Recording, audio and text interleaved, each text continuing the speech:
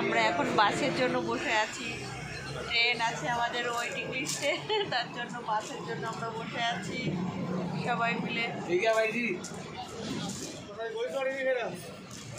এখনো দেরি আছে, বাস আসতে 1টা বেজে যাবে আস্তে আস্তে। ফার্স্ট টাইম আমরা বাসের জার্নি করছি না, ফার্স্ট টাইম। এতটা পথ কখনো যাইনি আমাদের লাইফে, হ্যাঁ তাই না বাবু? সমরজিৎ তো সব কিছু করেছে, প্লেনে উঠেছে, ট্রেনে উঠেছে, শুধু স্কুলের বাসে উঠেছে। এখন দূরের বাসে আমরা কখনো এখনো উঠিনি, এই যে ফার্স্ট টাইম উঠছি, দেখি কেমন হয়। আমরা স্লিপার বাসে বসে আছি, ফার্স্ট টাইম আমরা এই মজাটা নিচ্ছি। হ্যাঁ, আমার বরটা নিয়েছে, একবার গেছে বাসে, কিন্তু আমি কখনোই যাইনি।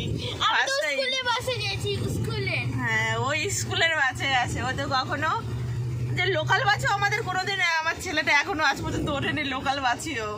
ফার্স্ট টাইম ও বাসে যাচ্ছে এতটা দূর, পাঠানকোট টু দিল্লি আমরা যাচ্ছি সবাই। তো খুব খুশি না মাম্মা? আমার মাম্মা ফার্স্ট টাইম উঠেছে বাসে, বলে মামা, ও তো মজাতে আছে।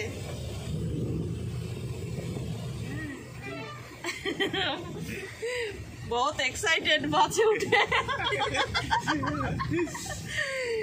মামনি বাসটার ফটোটাই তো তোলা হয়নি।